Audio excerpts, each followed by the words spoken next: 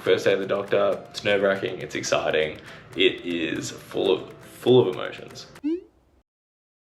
So you don't know what you're going to experience. And you know, some people find their different ways to cope for it. Some people enjoy the privacy. And others are just like worried that their sounds will like emanate through the walls of the hospital. They're too scared to be alone.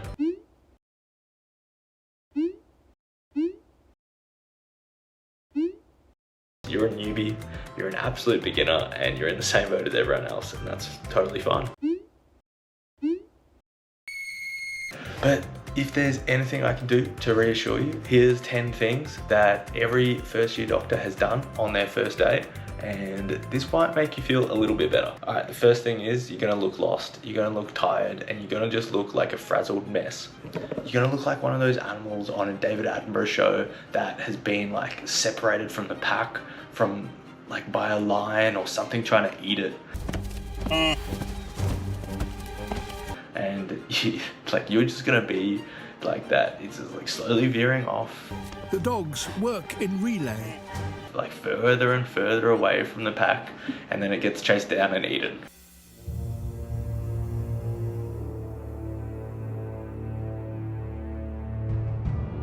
But hopefully you don't get eaten. All right, number 2, you're definitely gonna lose your $400 Littmann stethoscope at one point during the day.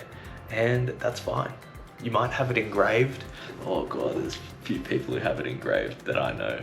I cringe every time I see it. It's like, oh, Dr. Smith, Dr. McDreamy. Do not get your stethoscope engraved. You're better than that, okay? Let's just leave it there. And some people say, oh, you know, like, I need to get it engraved so I know it's my name. No, no one else carries a stethoscope around unless you're... And well, a lot of people carry your stethoscope around. If you want to get it engraved, go get it engraved. That's fine. Number 3, what you're going to do is you are going to try to discharge a patient and prepare their medication script, but you're going to have to do it about 3 or 4 different times so you can get it right. Pharmacists will pick up mistake after mistake after mistake.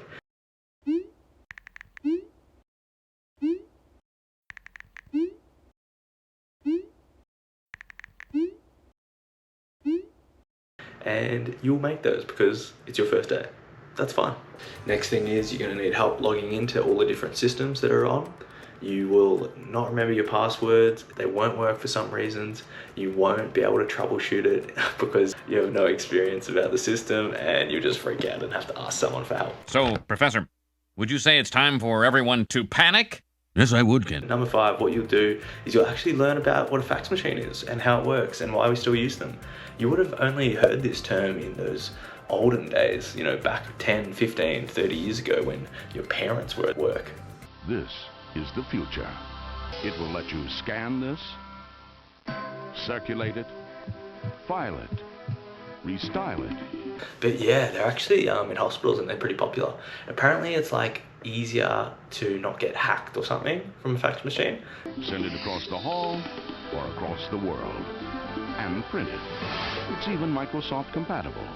That's just what I've heard on the grapevine. So that's why we use that still rather than email for everything. But I mean, everyone uses email, so why don't we just upgrade email instead of going back to an older technology that everyone's forgotten about? You'll figure out how to use it and what it is. Good luck. After you learn about what a fax machine is, you'll probably feel significantly nervous and excited, and that might lead to some explosive bowel movements.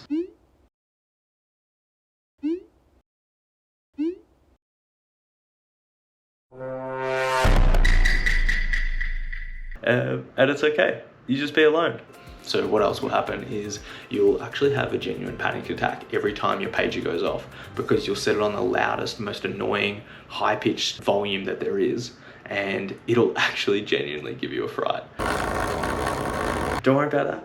You know, the other thing is you'll be worried about what the page actually says, if it's urgent, if it's not urgent, whatever it is, you'll have no idea how to manage it, and that's okay. You can ask your colleagues for advice on every single page for that first day and first week and probably the first month or 2. Yeah, the other thing is what you're gonna do is you're gonna eat lunch at 4 p.m. because you're so stressed and tired and worried about making mistakes that you'll actually forget about looking after yourself and your own physical health. So yeah, that's 4 o'clock will come around and you'll actually remember I haven't eaten or urinated in the past 12 hours. I actually got told once that the best sort of intern was an anuric intern. I mean, technically, like, it's pretty good. Like, you're not breaking for any bathroom breaks or anything like that.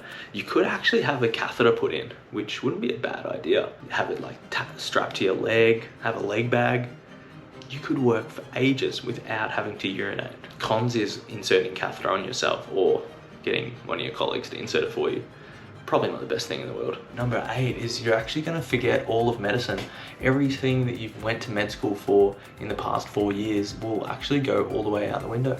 I suffer from short-term memory loss. And yeah, you'll actually be left with the intelligence of a brick. You won't remember anything at all, and you'll be ground down to trying to work out the most basic of things that you would have never questioned 2 years ago. You're actually going to annoy the nurse in charge so much. You're going to do everything wrong. You're going to do it in the wrong order, the wrong way. You're going to forget things. They are going to be so frustrated with you because it's like literally starting from scratch. And they've had doctors learn the system for ages. They've probably been a nurse in charge there for 10, 15 years. They know everything inside and out, and probably the patient's better than you. And they will actually give you better plans if you just ask them what to do rather than making it up yourself. And that's fine. Lots of nurses can do that, especially compared to the plans that you make up with on your first day as a doctor. Yeah, the other thing is you'll be so scared that you'll make a mistake, so you'll double check every little thing with your boss or, you know, supervisor. And like, you'll double check, oh, should I give this person paracetamol? Should I chart them some fluid or not? Every little clinical decision will be absolutely overanalyzed by your first day brain. And yeah, you just have like the most stress. It's like every little clinical decision is like a multiple choice question.